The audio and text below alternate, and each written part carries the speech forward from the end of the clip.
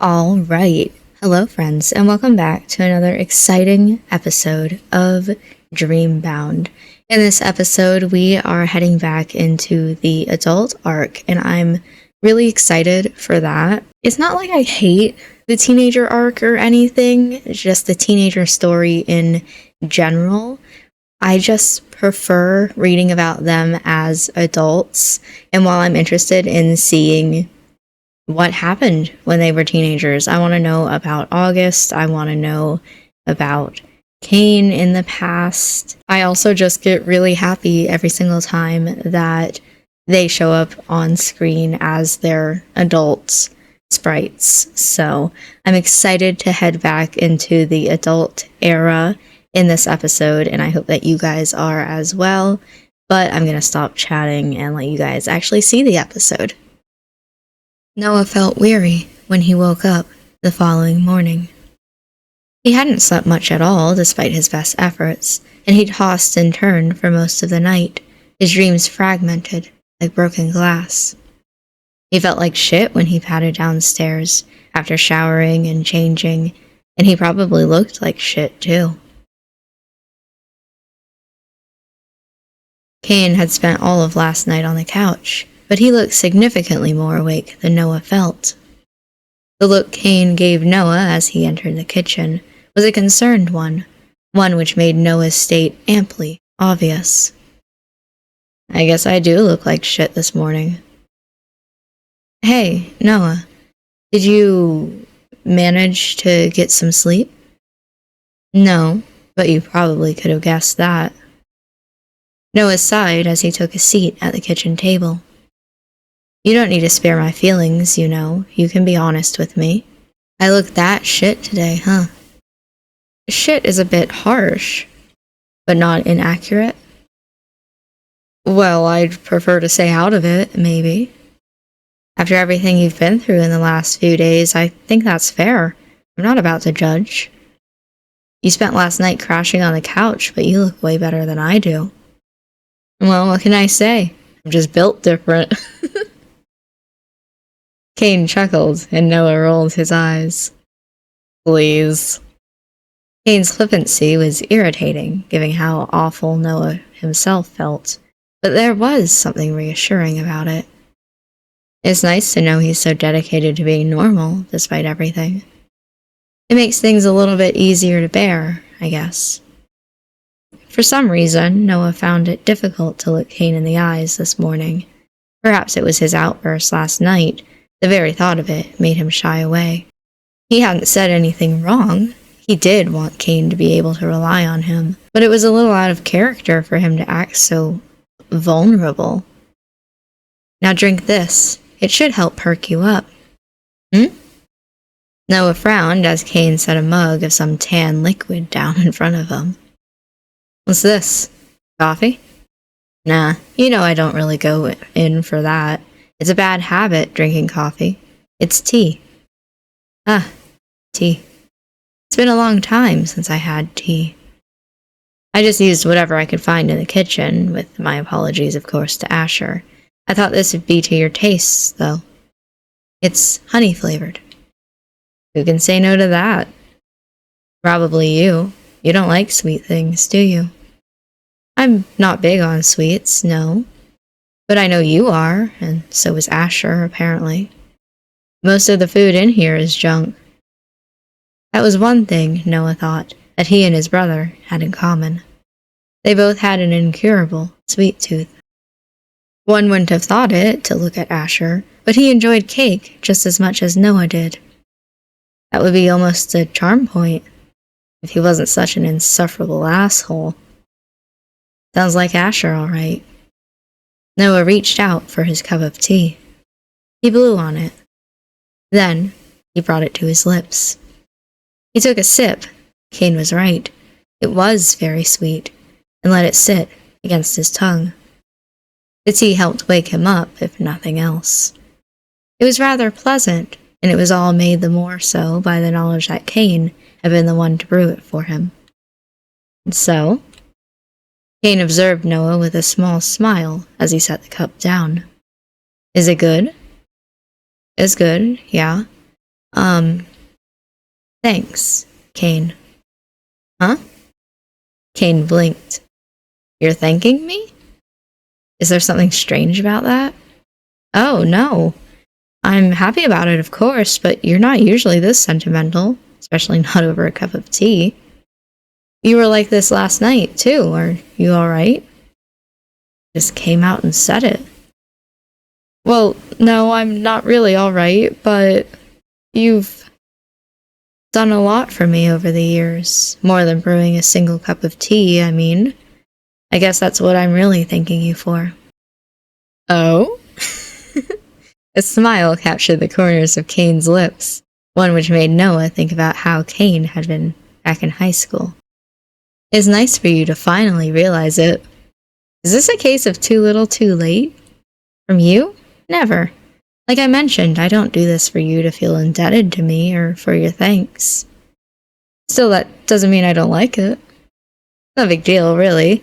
I don't think you and I need words like thanks, to be honest. I'll always be here for you. Whether you want it or not. Are you sure?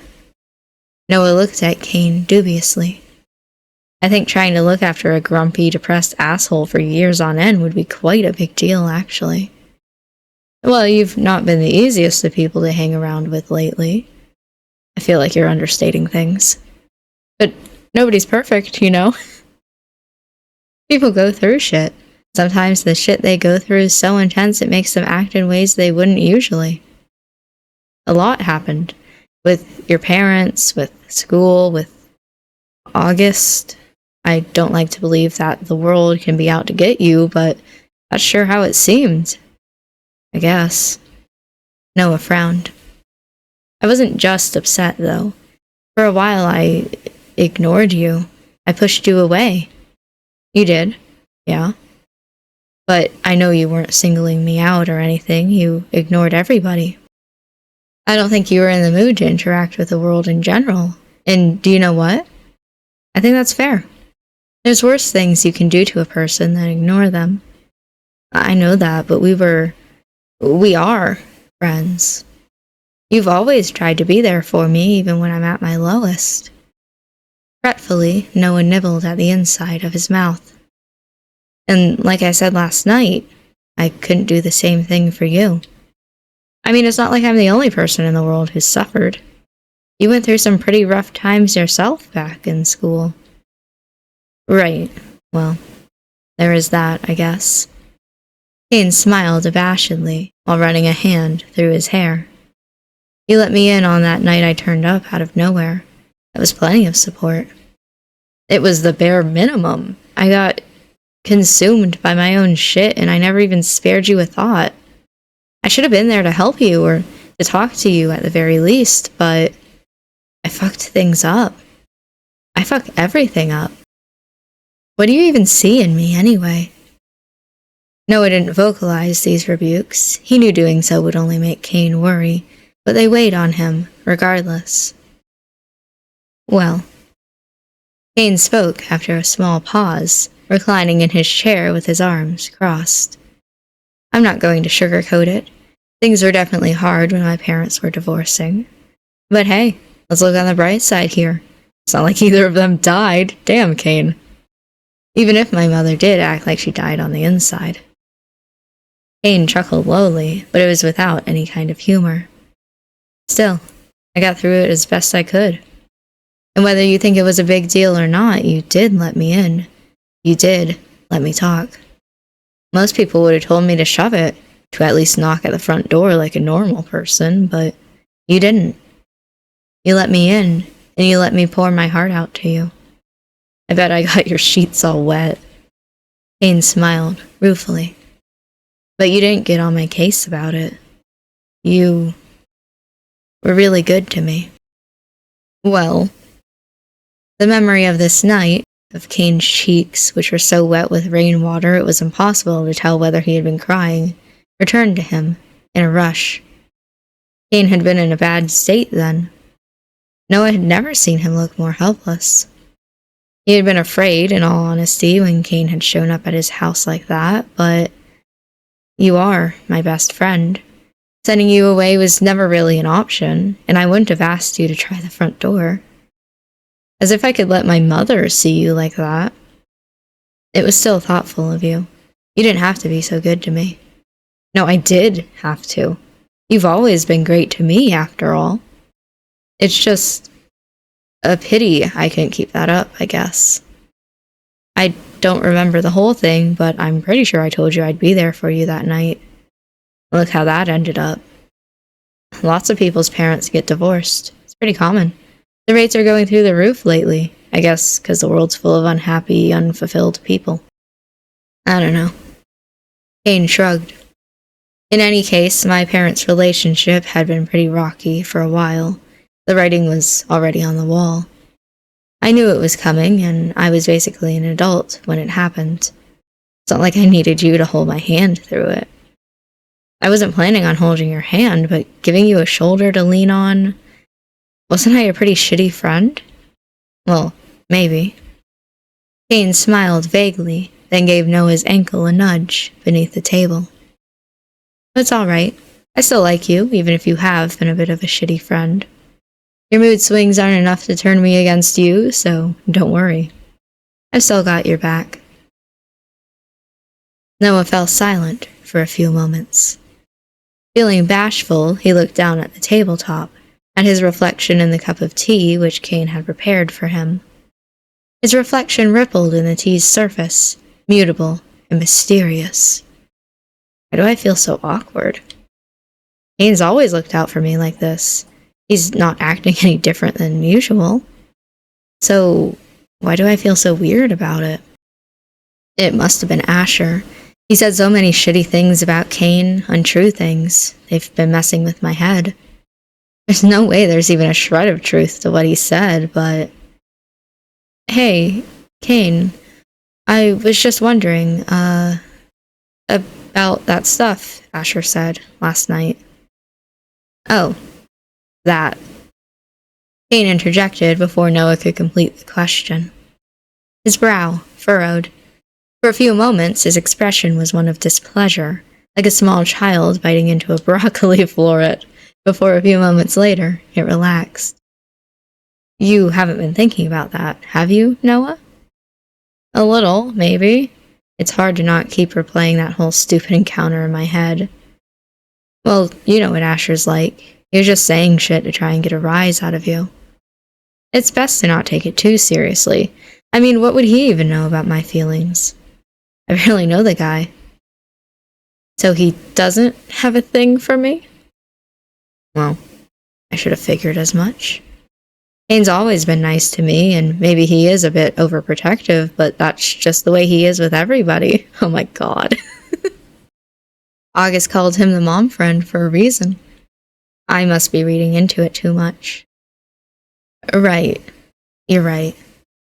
I'm sorry for asking. I, hope you don't mind. What, that you were wondering whether I have a secret thing for you? Kaine chuckled. Please, Noah. We've known one another since we were little kids. I remember when we used to make mud pies together by the river. Do you think I'd want to hook up with a guy who used to eat dirt? Come on, Kaine. God only knows where your mouth's been. Hey, that only happened once, and that's only because you dared me. It's not like I went around eating dirt indiscriminately. Once is bad enough. You'll forever be known as the dirt muncher. I was 4 years old. If you're gonna be like that, then why don't I remind you of the time that you got locked in that store cupboard when we were playing hide-and-go-seek, and then... Oh no, you're not bringing this back on me. We were talking about your childhood blunders here, not mine. I don't see why we can't talk about yours. It's fair game. From what I recall, you were trapped in that cupboard for so long that you... La la la. Kaine pressed his hands over his ears, then gave Noah a kick beneath the tabletop. I'm not listening. Oh, real mature. You're such an adult. I guess I shouldn't have expected much else from the guy who cried when I splashed him at the pool, though. That was years ago. So was the dirt thing, and I only did that to appease you. Stop being so petty. I will when you do. You baby. Takes one to know one. Alright, now I'm pissed. Kaine gave Noah another kick beneath the table, and Noah retaliated. For a while, the two engaged in this playful fight, neither of them making a serious attempt to cause the other harm. They jostled and jolted one another, both flushed from the exertion, until they both began to laugh. That was cute. With breakfast consumed, both Noah and Kaine set off to do some investigating. Noah was unsure where to start, but he thought calling some of his old classmates from school wouldn't be a bad place to start. Noah hadn't possessed a wide circle of friends back at school, beyond Kaine and August, and in general wasn't very popular. But there had been a few classmates he'd been on good terms with, and the people in the art club. Not that he'd had much of an opportunity to attend the art club before August. Still, there were plenty of people he could talk to, people who, like him, would have been shaken by the deaths of Sebastian and Luca. Perhaps they would know something. It seemed like a long shot, but his ex-classmates were the best leads Noah had. Noah called up a few of his old acquaintances, using numbers that Kaine had managed to dig up. Noah never even bothered to keep people's numbers, minus Kaine's and August's. It feels strange to just call up people who've forgotten I've even existed. Even if I tell them who's calling, will they remember me? I haven't talked to any of them since... Oh, well, I barely talked to them in school either. Just talk to them normally. Even if they don't remember you, you can reintroduce yourself. Yeah. Well, here I go, I guess. Let's hope they answer. The ringtone of the call felt longer than any one ringtone could possibly be. No one picked up. What a great start. Some of these numbers are years old. I think we should expect a few of them to have changed. And, well, you did just drop off the face of the earth. I'm sure there'll be a few people who don't care about talking to you. But, who cares about people who never cared about you in the first place? Back when he ran away, a few people from his class had tried messaging him, but Noah never responded. It had seemed like too much effort. These people were meaningless to him. He saw no point in trying to live when he felt so dead inside. Calling people still seemed like too much effort, but Noah told himself it was for the greater good. He had come all the way back to his hometown to catch a killer.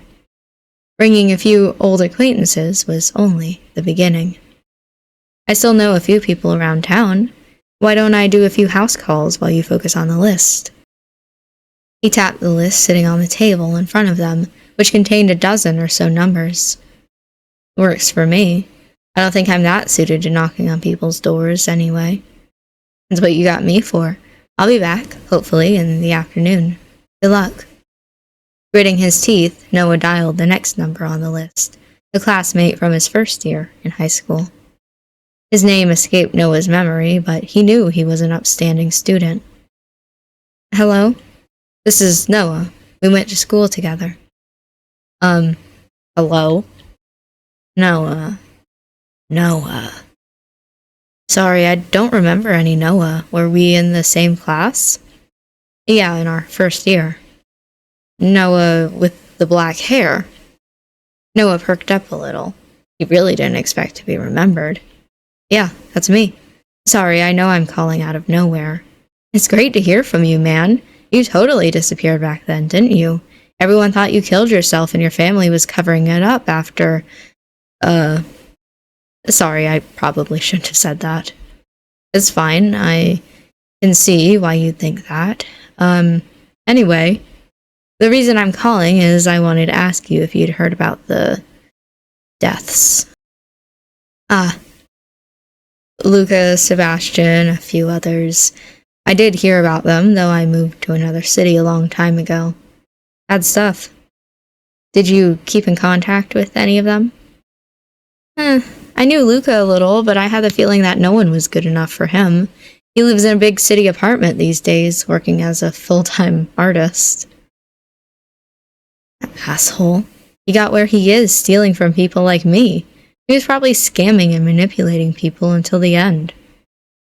I See, I never thought people in a quiet little town like that would get murdered, you know? I mean, not to say it's definitely murder, but it's a little strange, right? Didn't your parents also? Yeah, they died a little while ago. Right. I'm sorry for your loss, man. Anyway, sorry I couldn't be of more help living so far away now. I'm a little removed from the town gossip. Thanks anyway. I appreciate it. No problem. Hang on. I did hear that Luca had a big art showing at some fancy gallery before he died. I wonder if you'd find anything there.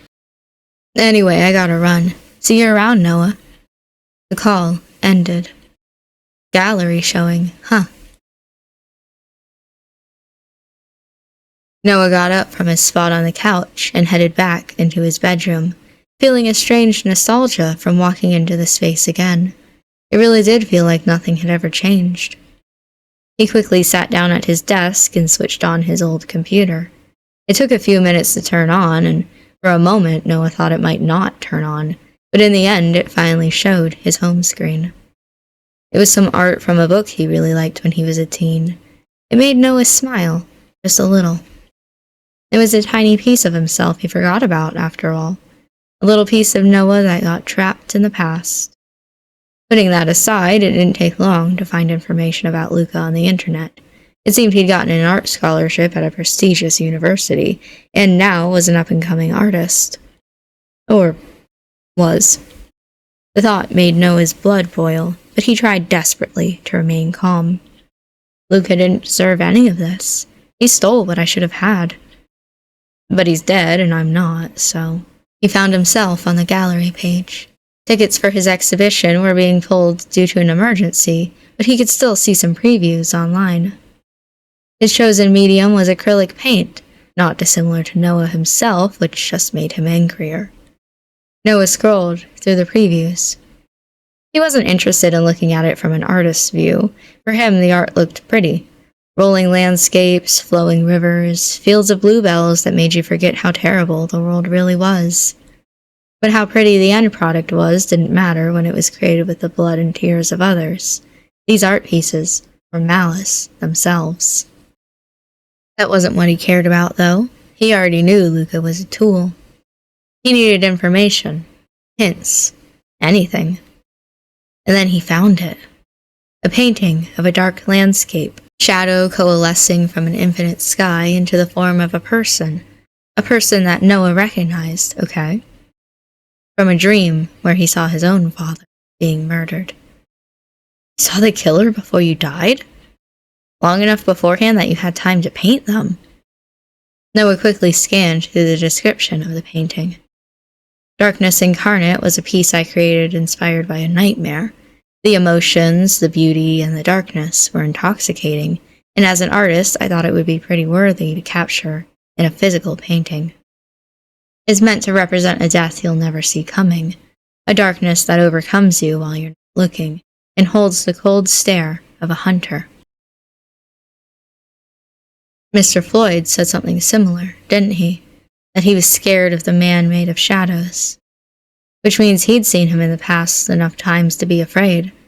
Why didn't I pick up on that before? The killer isn't just striking once and being done with it, he's terrorizing them? I gotta talk to him. Noah picked up his phone again, looking at the long list of names that were left by Kaine. He had a lead, but it still felt a waste to discard Kaine's effort, and so he first tried calling the rest of the numbers left to him. Some numbers went straight to voicemail, others were disconnected permanently. Many people had moved and not even heard of the deaths. Others were still in town. A couple still lived with their parents, while others rented apartments not far from home. But no one had anything particularly helpful. They were surprised to hear from Noah and offer their condolences, but didn't know anything he didn't already know. Noah found these calls difficult. He'd never been very good at idle chatter. He was far too awkward to talk normally with what were essentially strangers. But still, Noah did his best. Well, it was a long shot. Barely any people answered.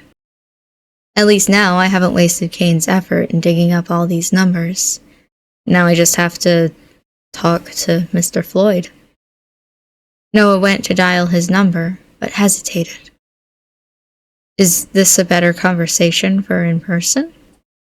I still don't forgive him for what he did to me, but I have to put it aside.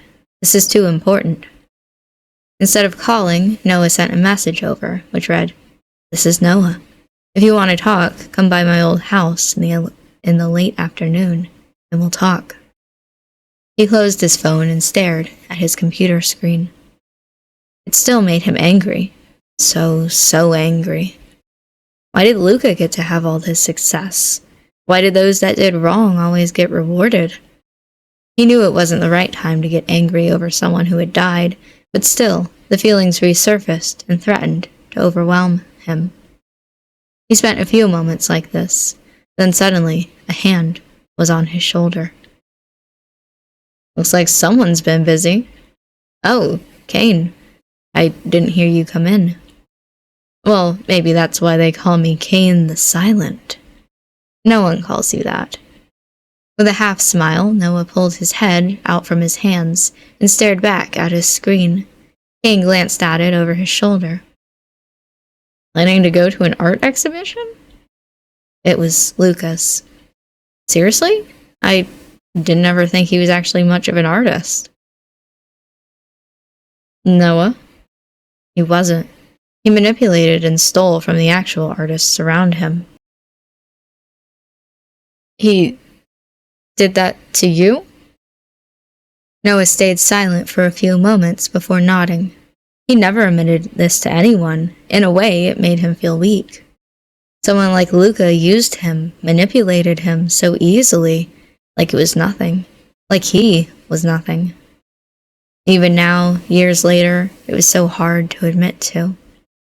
Noah hadn't known how difficult it was to speak up, but now he understood. He felt ashamed, but it was time to put that to the side. Time to open up. Then he deserves it. Huh? He deserves to have died. He got where he was hurting people, using them. He got there hurting you, and I'll never accept that. I'm happy he's not around anymore, but that makes me feel even more guilty. I hate him so much. I hate how I was manipulated, but I don't want to be some judge of whether people should live or die. I don't want to feel pleased by his death. I just want to move forward. Doesn't this help you move forward? Look where you are. Did you ever think you'd be back here?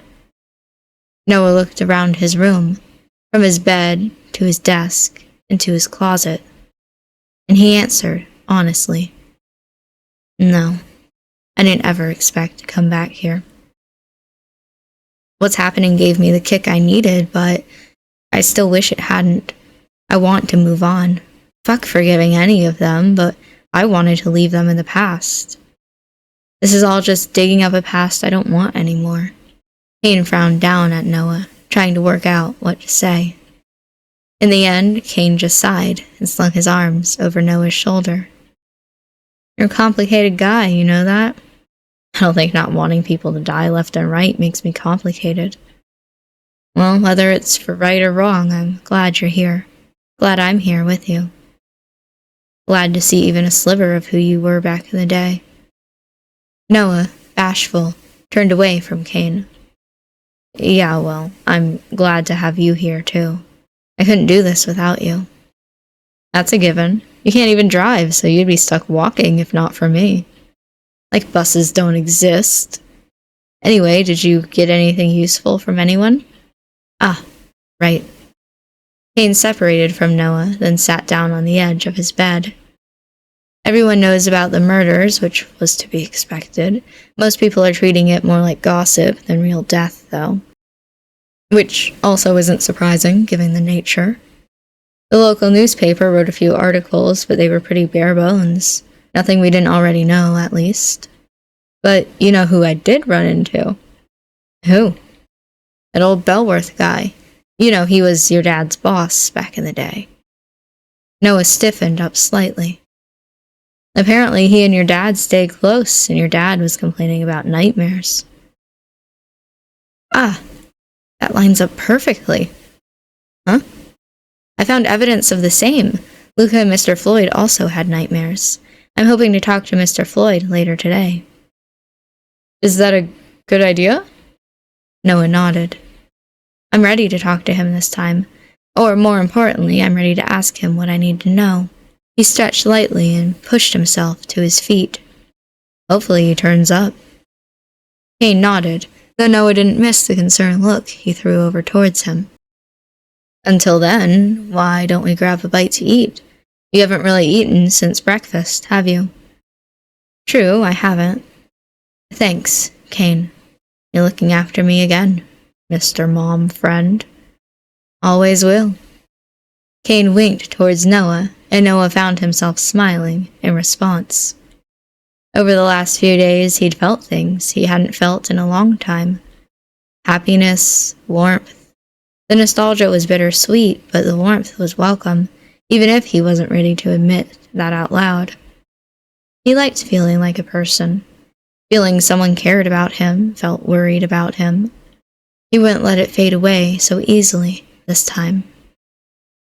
All right, and with that, I'm going to go ahead and end this episode here.